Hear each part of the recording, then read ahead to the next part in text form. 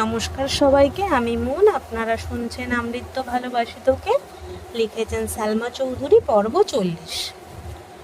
ঘুমে কাতর মেঘের ভারী নিঃশ্বাসের শব্দ ভেসে আসছে। ফোনের ওপর পাশের আবেশিত কণ্ঠ শুনে ঘুম ঘুম চোখে স্ক্রিনে তাকাতেই আবিরের ছবি ভেসে উঠেছে, তার সঙ্গে সেভ করা নামটা। সহসা অষ্টাদশীর ওষ্ঠ ইন্দ্রিয় সতেজ হয়ে উঠেছে। এক মুহূর্তে চোখ থেকে ঘুমের রেশ কেটে গেল, অক্ষি যুগল প্রশস্ত হল। মেঘ উৎকণ্ঠিত হয়ে বলল, আবির ভাই। এই প্রথমবার আবির নিচ থেকে মেঘকে কল করেছে। অধলা ঘুমে থাকায় আবিরের কণ্ঠ ঠিকমতো বুঝতে পারিনি। মেঘ এক লাফে বিছানায় বসে ফোন কানের কাছে নিতেই পুনরায় আবিরের নিঃস্বার্থ কণ্ঠ ভেসে আসে। ম্যাম, আপনার দর্শন পেতে আর কতক্ষণ অপেক্ষা করতে হবে?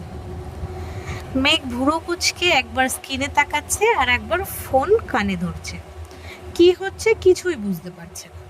নাম্বারটা আবির ভাইয়ের নামেই সেভ করা, কণ্ঠস্বরও আবির ভাইয়ের, কিন্তু আবির ভাই তো কখনো এভাবে কথা বলেন না।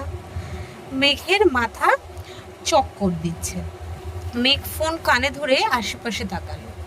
মিম দিশারা গভীর ঘুমে তলিয়ে আছে। আবির পক্ষান্তরে মৃদু স্বরে ডাকল, ম্যাম। মেঘ জবাব দিল, জি।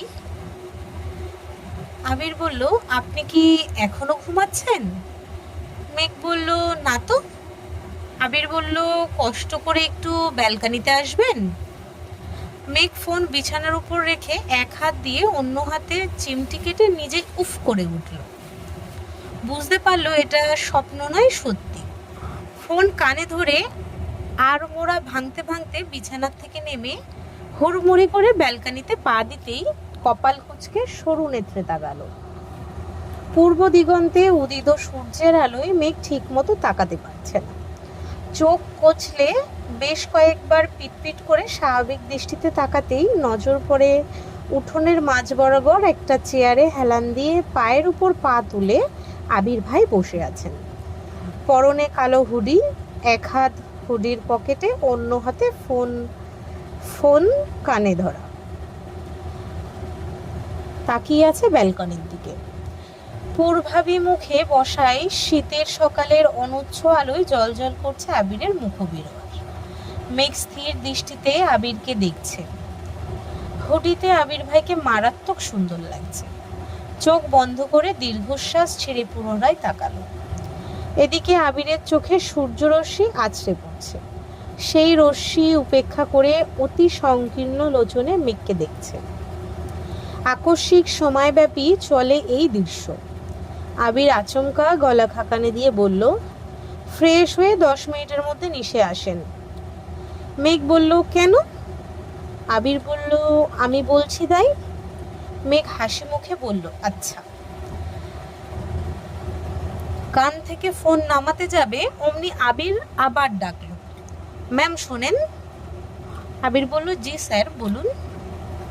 আবির মৃদু হেসে বলল, খালি পায়ে আসবেন, রাখছি। আবির কল কেটে দিয়েছে, তবে দৃষ্টি এখনো মেঘেতে নির্বদ্ধ। মেঘ কয়েক সেকেন্ড স্থির থেকে হঠাৎই হুড়ুমুড়ি করে রুমে চলে গেছে। হাতের মেহেন্দি তোলা হয়নি। 10 মিনিট সময়ের মধ্যে নিচে যেতে হবে, তাই তাড়াহুড়ো করছে। এত সকালে বেশিরভাগ মানুষই ঘুমে। যারা উঠেছেন তারা সবাই রান্নার কাজে ব্যস্ত। মেঘ চুপি চুপি ঘর থেকে বেরিয়ে আসলো। 10 মিনিটের আগেই মেঘ নিচে চলে আসছে। আবির মাথা নিচু করে ফোন চাপতে ছিল। আচমকা নুপুর পরা আলতারাঙা পায়ে নজর পড়তেই আবির আঁতকে উঠে সঙ্গে সঙ্গে ফোন পকেটে রেখে চোখ তুলে তাকালো। মেঘ আবিরের ঠিক সামনে দাঁড়ানো। চোখোচোখি হলো দুজনের। মেঘ আবিরের অবসন্ন দৃষ্টতা দেখে চিন্তিত স্বরে শুধালো, আপনি কি রাতে ঘুমাননি? আবির স্বভাব সুলভ ভারী কণ্ঠে উত্তর দিল, ঘুম আসছিল না। হাতটা দেখি। মেঘ হাত বাড়িয়ে মেহেন্দিটা দেখালো। মেহেন্দির গাঢ় রং দেখে আবির মৃদু হেসল।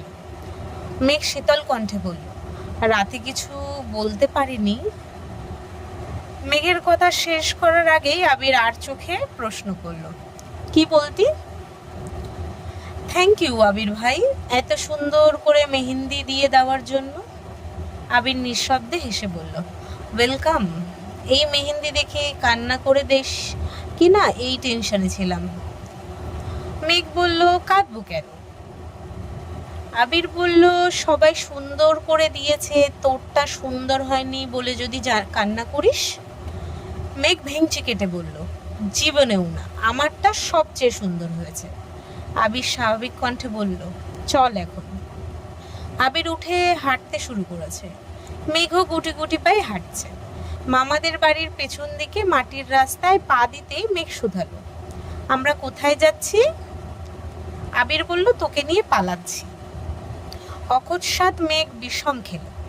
জিজ্ঞাসু চোখে তাকিয়ে শুধালো, কোথায়? আবির বলল, কোনো এক কোলাহল শূন্য নিঃস্বর্গে। মেঘ আর কিছু বলতে পারল না। শীতের সকালের এলোমেলো ঠান্ডা হাওয়া তার সাথে আবিরের বলা কথায় মেঘের মনে অজানা শিহরণ জাগে। অষ্টাদশের আখি জোড়ায় রঙিন স্বপ্ন। আবির ভাই তাকে নিয়ে পালাবে, এটা ভাবতেই হৃদয়ে বসন্ত দোলা দিচ্ছে। বুকের ভেতর কে যেন অবিরাম ঢোল পেটাচ্ছে। মস্তিষ্কে ঘুরপাক খাচ্ছে নিষিদ্ধ প্রেমানুভূতি। আবির কিছুটা এগিয়ে গিয়ে নিরস্ত হলো।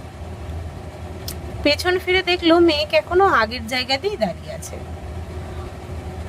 আবির দুর্বহ কণ্ঠে বলে ওঠে, ম্যাম, আর ইউ ওকে? আবিরের কণ্ঠস্বর কানে আসলেই কল্পনার জগৎ থেকে বেরিয়ে কোমল কণ্ঠে জিজ্ঞেস করলো, আপনি আমাকে ম্যাম বলছেন কেন? আবির বলল, ভয়ে। মেঘ বলল, মানে? আবির বলল, শীতকালে এত সকাল সকাল আপনাকে ঘুম থেকে উঠালাম, এখন জানি ফোঁস করে রেখে যান, তাই। মেঘ বোকার মতো চেয়ে পুনরায় শুধালো, আপনি আমায় ভয় পান আবির ভাই? আবির বলল, মাঝে মাঝে। মেঘ হতবাক, চোখ বড় করে চেয়ে আছে। মেঘের অবিশ্বাস্য চাউনি দেখে আবির ভ্রু নাচালো। মেঘ লাজুক হেসে চিবুক নামালো। ঠোঁট জুড়ে বিশ্বজয়ের হাসি, মুখবিবরে প্রাপ্তির ছাপ। মেঘের লজ্জামাখা হাসি দেখে আবিরও মুচকি হাসে। কথা না বাড়িয়ে আবির খালি পায়ে এগিয়ে যাচ্ছে। আবিরের পিছু পিছু মেঘও হাঁটছে। মেঘের ঠোঁট থেকে হাসি যেন সরছেই না। গতকাল থেকে আবির ভাইয়ের আদতে অষ্টাদশী হৃদয়ে তোলপাল বেড়েছে কয়েক গুণ। আবির ভাইয়ের কথা, যত্ন, ব্যবহার, চাউনি সবকিছুই জানান দিচ্ছে। আবিরের হৃদয়ের অস্ফুট বড় গলতে শুরু করেছে। অষ্টাদশী স্পষ্ট রূপে বুঝতে পারছে তা। নিজেকে আবির ভাইয়ের গার্লফ্রেন্ড ভাবছে আর বারবার লজ্জায় আড়ষ্ট হচ্ছে। আবিরের পেছন পেছন মেঘ মাটির রাস্তা পেরিয়ে বিষণ্ণ মাঠে পা রাখতেই কেঁপে উঠল। শিশিরে ভিজে আছে সবুজ ঘাস। এতক্ষণ যাবৎ আবিরকে এমনভাবে অনুসরণ করছিল যেন আশেপাশে তাকানোর মতো সময় নেই। পলক ফেললেই হারিয়ে যাবে শখের পুরুষ। অষ্টাদশী উষ্ণ পায়ের স্পর্শে শিশিরে স্নান ঘাস মারিয়ে যাচ্ছে। হৃদয়ে দুলছে শীতল হাওয়ায়। ব্যস্ততম শহরে মাটির স্পর্শ পাওয়া দুষ্কর। প্রকৃতির সাথে প্রিয়জনের সান্নিধ্যে মেঘের মনে প্রেম প্রেম অনুভূতি জাগছে। আবির যেখানে পা ফেলছে, আবিরের পায়ের ছাপ দেখে মেঘু ঠিক সেই জায়গাতেই পা ফেলছে। বেশ কিছুটা যাওয়ার পর আবির ঘাড় ঘুরিয়ে তাকিয়ে মেঘের কাণ্ড দেখে কপাল কুঁচকাল। মৃদু হেসে সামনের দিকে ঘুরল। পাগলির পাগলামিতে অত্যাসত্ত্ব আবির। বিশালাকৃতির মাঠের পরেই কয়েক সারি ঘর, আশেপাশে নানান রকমের গাছ। দুইটা ঘরের মাঝ বরাবর সরু রাস্তা। মেঘ একান্তে আবিরকে অনুসরণ করেই চলেছে। এই ইহ জগতের আর কোনো কিছুতেই মনোযোগ নেই তার। বাড়িগুলো পেরিয়ে কিছু দূর গিয়ে আবির পিছু ঘুরল। তৎক্ষণাৎ মেঘের মাথা ঠেকে আবিরের বুকে। মেঘ কুণ্ঠায় দুপা পিছিয়ে চোখ তুলে তাকালো। এভাবে আবির ভাইয়ের পিছু নেওয়ায় আবির ভাই যদি রেগে যায়। আতঙ্কে মেঘের বুক কাঁপছে, কিন্তু আবিরের অভিব্যক্তি বোঝা গেল না। মেঘের সামনে থেকে সরে পাশে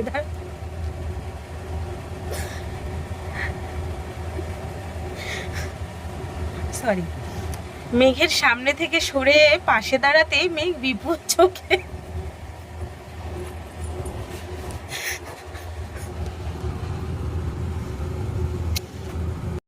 সরি একটু আটকে গেছিলাম, আমি আবার পড়ছি ওখান থেকে। মেঘের সামনে থেকে সরে পাশে দাঁড়াতেই মেঘ বিপুল চোখে তাকালো। দৃষ্টির সীমানা জুড়ে হলুদ রঙের সর্ষে ফুল। আশ্চর্য নয়নে চেয়ে আছে মেঘ। এত সর্ষে ফুল একসঙ্গে কখনো দেখেনি সে। কয়েক মুহূর্তের জন্য স্তব্ধ হয়ে গেছে।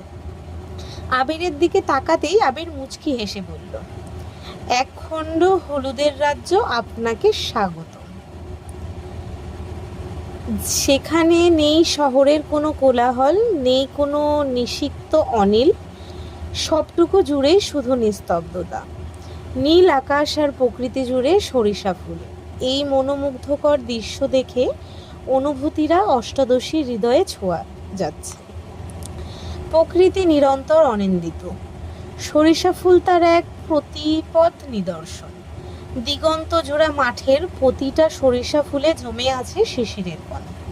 সেই দৃশ্য দেখে মেঘের মন প্রেমের রঙে সুশোভিত হয়ে গেছে। মেঘ গুটি গুটি পায়ে এগিয়ে আলতো হাতে শিশিরে ভেজা সরিষা ফুল স্পর্শ করল। মেঘ আপন মনে ছুটে যাচ্ছে। কিছু দূর যাওয়ার পর হঠাৎ থমকে দাঁড়ালো। পিছনে ঘুরে দৌড়ে আবিরের কাছে চলে আসছে। আবির ভ্রু কুঁচকে তাকিয়ে আছে। মেঘ আবিরের কাছে এসে হাঁপাতে শুরু করলো। আবির কণ্ঠ দ্বিগুণ ভারী করে শুধালো, কি হয়েছে? মেঘ ওড়না টেনে মাথায় ঘোমটা দিল। হাত দিয়ে আবিরকে ইশারা করতেই আবির একটু নিচু হয়ে মেঘের মুখোমুখি হলো। মেঘ দীর্ঘশ্বাস ছেড়ে আবিরের কানে কানে বলল, আপনি কি জানেন না সরিষা ক্ষেতে তানাদের বসবাস? আবির সিরিয়াস মুডে কথা শুনতে এসেছিল, কিন্তু মেঘের আজগুবি কথা শুনে সশব্দে হেসে বলল, তোর তানারা বেড়াতে গেছে। মেঘ ভয়ে ভয়ে শুধালো, আপনাকে কে বলেছে? রাতে তোর তানাদের সাথে দেখা হয়েছিল, বলে গেছিলাম সকালে তোকে নিয়ে আসবো, তোর তানারা যেন ঘুরতে চলে যায়। মেঘ বলল, কোথায়? আবির বলল, তোর শ্বশুর বাড়ি। মেঘ বলল, মানে? আবির বলল, এমন ভাবে বলছিস মনে হচ্ছে তানারা যেখানেই যায় আমার থেকে অনুভূতি নিয়ে যায়। মেঘ বলল, আপনিই তো বললেন। আবির বলল, আল্লাহ, কোন পাগলির পাল্লায় পড়লাম। মেঘ গাল ফুলিয়ে ওষ্ঠ উল্টে তাকালো। আবির মেঘের মাথায় আস্তে করে গাঁটটা মেরে বলল, তোর মাথায় তানাদের কথা কে ঢুকাইছে বলতো? মেঘ বলল, বড় আম্মু। আবির বলল, কি? আম্মু তোকে এসব বলে? মেঘ বলল, জি। আবির বলল, আর কি বলে? মেঘ বলল, আরো অনেক কিছুই বলে, কিন্তু সেসব আপনাকে বলা যাবে না, পার্সোনাল কথা। আবির ভ্রু গুটিয়ে বিড়বিড় করে বলল, শাশুড়ি বউ মিলে আমায় পাগল বানাই ছাড়বে। আবির গলা খাকানি দিয়ে বলল, এসব আজগুবি কথা আর বলবি না, তানারা বলতে কিছু হয় না। মেঘ বলল, আমার ভয় লাগে না? বড় আম্মু বলছে তানারা আমায় নিয়ে যাবে। আবির অত্যন্ত গম্ভীর কণ্ঠে বলল, আমি থাকতে তোর কিসের ভয়? আমার চোখের সামনে আমার অনুমতি ব্যতীত কেউ তোকে ছুঁতেও পারবে না। মেঘ প্রশস্ত নেত্রে তাকিয়ে মুচকি হাসল। ভীষণ লজ্জা পেয়েছে। চিবুক নামিয়ে ঘুরতেই মেঘের মাথা থেকে ওড়না পড়ে গেল। পা বাড়াতেই আবির গম্ভীর কণ্ঠে বলল, দাঁড়া। মেঘ দাঁড়াতেই আবির আলতোভাবে মেঘের চুল থেকে কাকড়া বেল্ট খুলে দিল। অমনি মেঘের ঘন কালো চুল কোমর ছাড়িয়ে পড়েছে। আবির দুহাতে কতগুলো সরিষা ফুল ছেড়ে মেঘের চুলে ছড়িয়ে দিয়েছে। কালো চুলে হলুদ ফুলগুলো অসাধারণ সুন্দর লাগছে। এক হাতে মুষ্টিবদ্ধ হাতে সর্ষে ফুল ছিঁড়ে দু পা এগিয়ে মেঘের কানে গুঁজে দিয়েছে। মোলায়েম কণ্ঠে বলল, এবার যেতে পারিস। মেঘ ভয়ে ভয়ে পা বাড়ায়। আবির পকেট থেকে ফোন বের করে মেঘের ভিডিও করায় ব্যস্ত। অনেকটা সময় ঘুরোঘুরি শেষে মেঘ হঠাৎই বলল, can I take a picture with you? Abir বলে, ইয়েস অফকোর্স। মেঘ নিজের ফোন দিয়ে আবিরের সঙ্গে দুটো ছবি তুলেছে। আবিরের ফোন ভাইব্রেশন হতেই আবির পকেট থেকে ফোন বের করে রিসিভ করলো। পরপরই মেঘের দিকে তাকিয়ে বলল, চল। মেঘ বলল, কোথায়? আবির বলল, নদীর পাড়ে। নদীর পাড়ে যেতেই দেখলো সাকিব হাতে একটা বোতল নিয়ে দাঁড়িয়ে আছে। মেঘকে দেখেই বলল, শুভ সকাল মেঘবতী। মেঘও বলল, শুভ সকাল।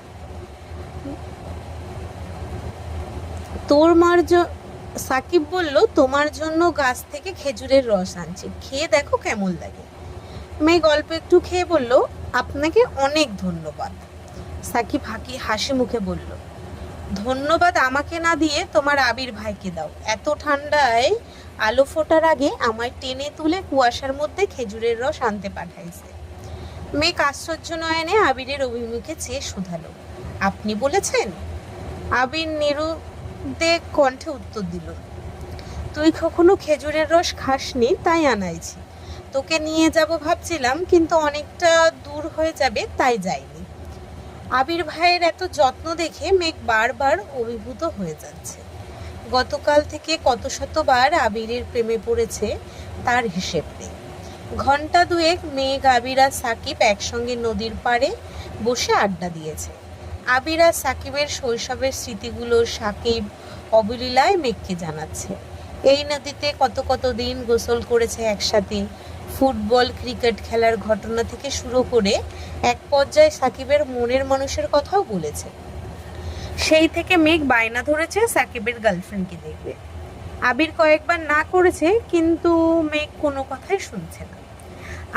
আবির ধমক দিতে গিয়েও বারবার আটকে যাচ্ছে। সে কোনোভাবেই মেঘের মনে আঘাত দিতে চাচ্ছে না।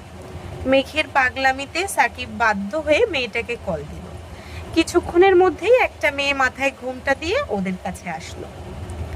থ্রি পিস পরনে, চুলগুলো বেনি করা, গ্রামের খুব সাধারণ একটা মেয়ে, তবে রূপ লাবণ্য পরিপূর্ণ। মেঘ বাসা থেকে দাঁড়িয়ে সালাম দিল।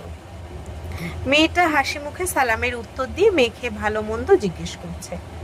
আবির আর সাকিব মুখ চাওয়াচাপি করে কিছু একটা ইশারা করলো। সাকিব মেয়েটাকে বলল, শিমু, তুমি চাইলে আমাদের সাথে বসতে পারো। শিমু আস্তে করে বলল, বাসায় বলে আসিনি, চলে যেতে হবে। মেঘ মন খারাপ করে বলল, ভাবি একটু বসেন না প্লিজ। শিমু লজ্জা লুয়ে বলল। মেঘের কথায় সাকিব হাত দিয়ে কপাল চাপড়াচ্ছে। আবির তাড়াতাড়ি পকেট থেকে ফোন বের করলো। হাজার হোক আবির সাকিবের বড় ভাই। ছোট ভাইয়ের প্রেমিকাকে লজ্জার হাত থেকে বাঁচাতেই আবির তৎক্ষণাৎ জায়গা ত্যাগ করল। শিমু শীতল কণ্ঠে বলল, অন্য কোনোদিন সময় নিয়ে তোমার সাথে আড্ডা দেব। মেঘ বলল, আচ্ছা। শিমু যেত নিলে সাকিব পিছু ডাকে। সাকিব আর শিমুকে কথা বলতে দেখে মেঘ কিছুটা সরে দাঁড়ালো। আবির ফোনে কথা বলতে বলতে মেঘকে ডাকলো। মেঘ কাছে আসতেই আবির স্বাভাবিক কণ্ঠে বলল, চল বাড়ি যাই, সবাই খোঁজ দিচ্ছে। মেঘ মোলায়েম কণ্ঠে শুধালো, জায়গাটা অনেক সুন্দর, আর একটু পরে গেলে হয় না? নো ম্যাম, এখনই যেতে হবে। মেঘ মন খারাপ করে হাঁটতে শুরু করলো। আবির মেঘের থেকে কিছুটা পেছনে রাকিবের সাথে কথা বলে বলে হাঁটছিল। অফিসের কিছু কাগজপত্রে ঝামেলা হয়েছে, সেসব নিয়েই কথা বলছে। সাকিব দৌড়ে এসে আবিরকে উদ্দেশ্য করে বলল, নিজের কাজ শেষ অমনি আমায় ফেলে চলে যাচ্ছ নাকি? আবির কান থেকে ফোন সরিয়ে ভারী কণ্ঠে বলল, তোকে কথা বলার সুযোগ দিয়ে আসলাম। সুযোগ না ছাই, তোমরা আসতেই ভয়ে পালাইছে।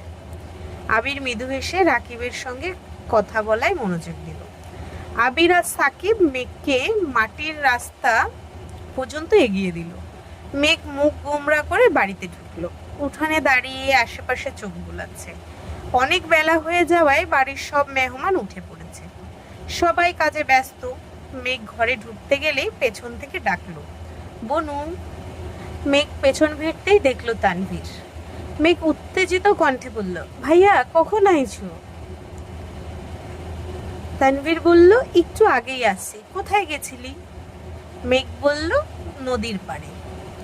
তানভীর ভ্রু কুঁচকে প্রশ্ন করলো, একা গেছিলি? মেঘ বলল, না, আবির ভাই আর সাকিব ভাই আচ্ছা ছিল। তানভীর বলল, ও আচ্ছা, ভাইয়া কোথায়? মেঘ বলল, বাড়ির পেছনে। আকলিমা খান মেঘকে ডেকে নিয়ে গেছেন, সকাল থেকে খাওয়া হয়নি।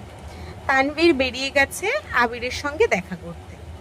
তানভীর বাড়ি থেকে নামতে গিয়ে সাকিব আর আবিরকে দেখে থমকে দাঁড়ালো। সাকিব তানভীরকে দেখেই ছুটে এসে জড়িয়ে ধরে উদ্বেগপূর্ণ কণ্ঠে বলল, কি রে, কেমন আছিস? তানভীর বলল, আলহামদুলিল্লাহ, তুই কেমন আছিস? সাকিব বলল, ভালোই ছিলাম, কিন্তু তোমার ভাইয়ার অবস্থা দেখে আর ভালো থাকতে পারছি না। তানভীর বলল, কেন, কি হয়েছে? সাকিব বলল, বিশ্বাস করবি কিনা জানি না, গতকাল সারা রাত গেছে ভাইয়া 1 মিনিটের জন্য ঘুমায়নি। আমি যতবার সজাগ হয়েছি ততবারই দেখি ভাইয়া বারান্দায় দাঁড়িয়ে আছে, নয়তো শুয়ে তোর বোনের ছবি দেখছে। একটা মানুষ কেমনে নির্ঘুম রাত কাটায়, এর জলজান্ত প্রমাণ হলো ভাইয়া। ভাইয়ার এই অবস্থা দেখে আমিই ভয় পেয়ে গেছিলাম। আবির ক্রোধিত আঁখিতে সাকিবের দিকে তাকিয়ে আছে। সাকিব আবিরের মুখের পানে চেয়ে পুনরায় তানভীরকে বলল, তোর বোনকে তাড়াতাড়ি বিয়ে দে। তানভীর হেসে উত্তর দিল, বিয়ে দেওয়ার ক্ষমতা যদি আমার হাতে থাকতো তাহলে অনেক আগেই বিয়ে দিয়ে দিতাম। আবির গম্ভীর কণ্ঠে ধমক দিল, আমার বিয়ে নিয়ে গবেষণা করতে হবে না, মায়েশা আপুর বিয়েতে ফোকাস কর। তানভীরকে উদ্দেশ্য করে বলল, এত সকালে চলে আসলি যে? মায়েশা আপু ভোরবেলা থেকে কল দিতে দিতে আমার ঘুমের 14টা বাজায় দিয়েছে। একা কুলাতে পারছিল না বলে আব্বুকে আর বড় আব্বুকে দিয়ে কল দেওয়া হয়েছে। বাধ্য হয়ে ঘুম থেকে উঠেই রওনা দিতে হয়েছে। আবির বলল, বাইক আনছিস? তানভীর বলল, হ্যাঁ, এই নাও চাবি। আবির চাবি নিয়ে বাড়িতে চলে গেছে। সাকিব আর তানভীর কিছুক্ষণ কথা বলে যে যার মতো ব্যস্ত হয়ে গেছে। মেঘ বসে বসে আবিরের সঙ্গে তোলা সেলফিগুলো দেখছে।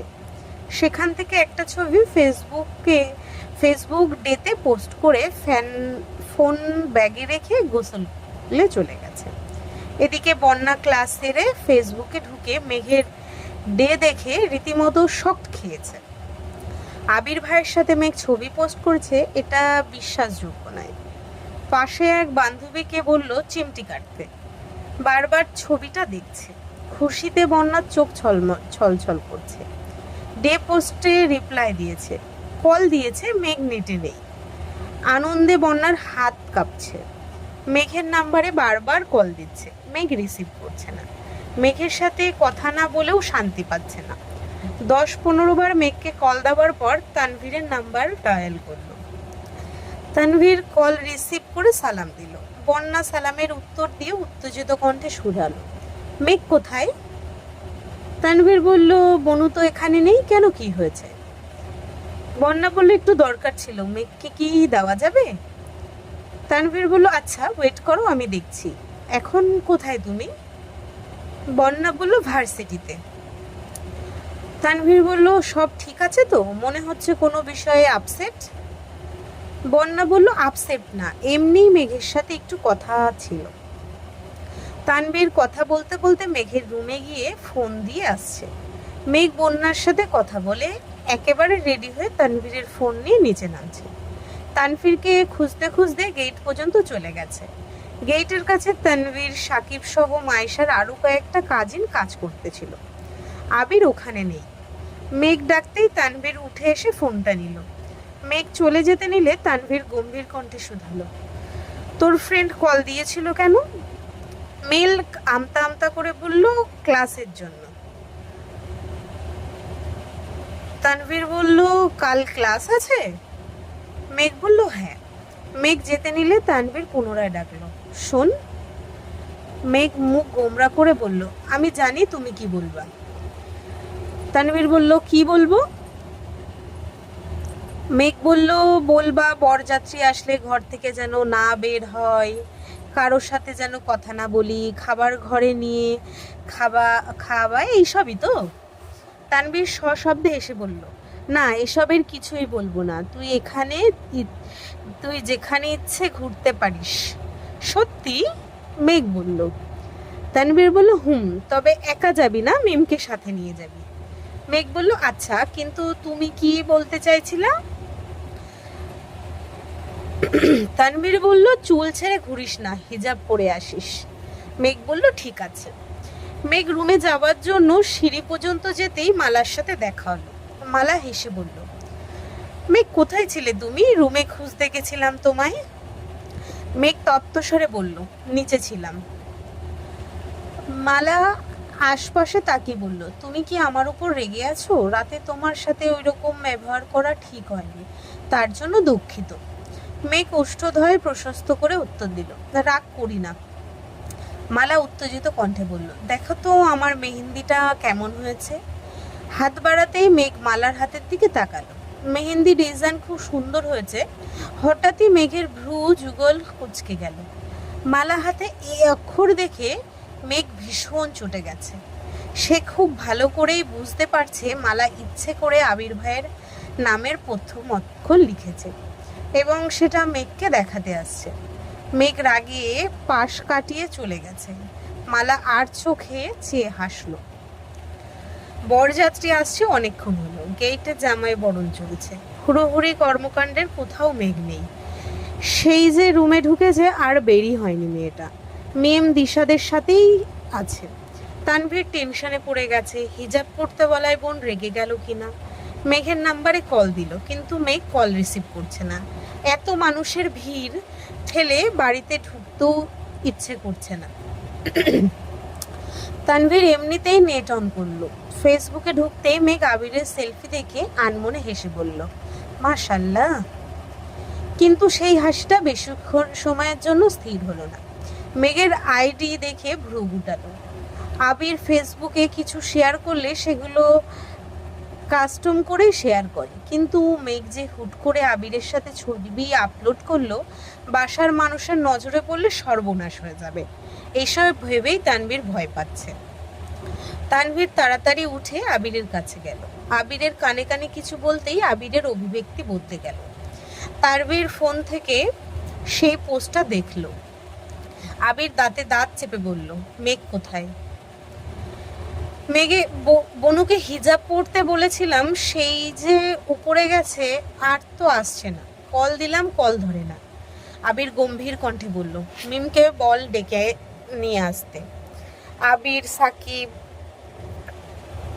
সাকিবের কয়েকটা বন্ধু সবাই মিলে বরযাত্রীদের খাবার পরিবেশন করছে।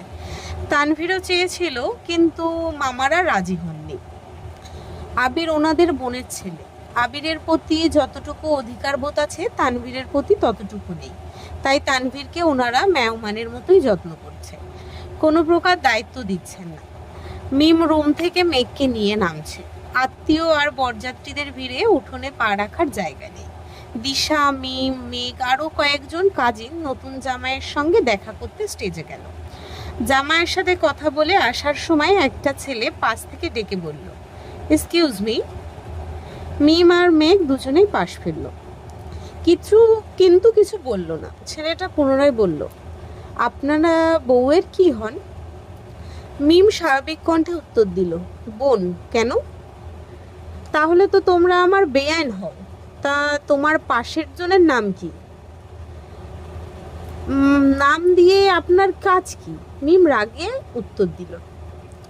ছেলেটা সশব্দে হেসে বলল, কাজ আছে বলেই তো জিজ্ঞেস করছি। ছেলেটার একটু পেছনে আবির দাঁড়াতেই মেঘ বৃহৎ নয়নে তাকালো। আবির চোখ দিয়ে ইশারা করতে মেঘ মুচকি হেসে মিমকে বলল, চল আমরা ওই দিকে যাই। বোনের কথা মতো মিমও চলে যাচ্ছে। ওই ছেলে পুনরায় পিছু ডাকে, এই সুন্দরী, তোমার হাসিটা খুব সুন্দর, প্লিজ তোমার নাম্বারটা বলো। পেছন থেকে আবির গুরুতর স্বরে বলল, এই যে মিস্টার, সুন্দরীর নাম আমি আপনাকে বলছি, আপনি বরং একটু এইদিকে আসুন। বরযাত্রী খাওয়ানো শেষে আবির সব কাজিনদের খেতে বসানো হয়েছে। আবির ইচ্ছেকৃত মেঘেদের টেবিলের দায়িত্ব নিয়েছে, যাতে মন মতো খাওয়াতে পারে। তানভীরের কথা মতো মেঘ হিজাব পরেই এসেছে। গাঢ় বেগুনি রঙের একটা গর্জিয়াস ড্রেস পরেছে, তার সঙ্গে ম্যাচিং হিজাব। হালকা করে সাজুগুজু করেছে, তবে সবসময়ের মতো মায়াবী লাগছে। আবির খাবার দিতে দিতে বেশ কয়েকবার আর চোখে তাকাচ্ছে। খাওয়ার শেষ পর্যায়ে আবির হঠাৎ মেঘনে তীক্ষ্ণ দৃষ্টিতে পরখ করল। সহসা আবিরের অভিব্যক্তি বদলে গেছে। আখি যুগল ক্রোধে জ্বলছে, সঙ্গে সঙ্গে আবির জায়গা ত্যাগ করলো। মেঘ কলতলা থেকে হাত ধুয়ে ফেরার পথে আবিরকে দেখেই থমকে গেল। আবিরের কথিত আখি দেখে মেঘের অন্তরাত্মা শুকিয়ে যাচ্ছে। আবিরের রুদ্রমূর্তি রূপ দেখে মেঘ ভয়ে ঢুক গেল। আবির মেঘের হাত পেছনে নিজের কাছে টেনে খুলল। মেঘের হাতে মেহেন্দি দিয়ে আবির লেখা। আবির রক্তাভ চোখে নিজের নামটা দেখলো। দেখেই বোঝা যাচ্ছে কাঁপা কাঁপা হাতে মেঘ নামটা লিখেছে। আবির কণ্ঠ 4 গুণ ভারী করে বলল, এসবের মানে কি? মেঘ হাত টেনে নিজের পেছনে লুকালো। আবির দাঁতে দাঁত পিষে চলে গেছে। ভয়ে পা কাঁপছে। কয়েক মিনিটের মধ্যে আবির একটা মেহেন্দি নিয়ে আসছে। মেঘের হাত টেনে একটু মেহেন্দি নামের উপর রেখে বৃদ্ধা আঙুল দিয়ে নিজের নামটা লেপ্টে দিয়েছে। মেঘ আবিরের রক্তাভ চোখে অসহায়ের মতো তাকিয়ে আছে। আজকের পর্ব এই অবধি। যদি সবার ভালো লাগে লাইক কমেন্ট শেয়ার করে দিও, আর যদি ইউটিউব থেকে শুনছো তো সবাই সাবস্ক্রাইব করো, যদি ফেসবুক থেকে শুনছো তো পেজটাকে ফলো করে দিও। আরও ভিডিও পেতে সবাই একটু চ্যানেলটাকে ফলো রেখো।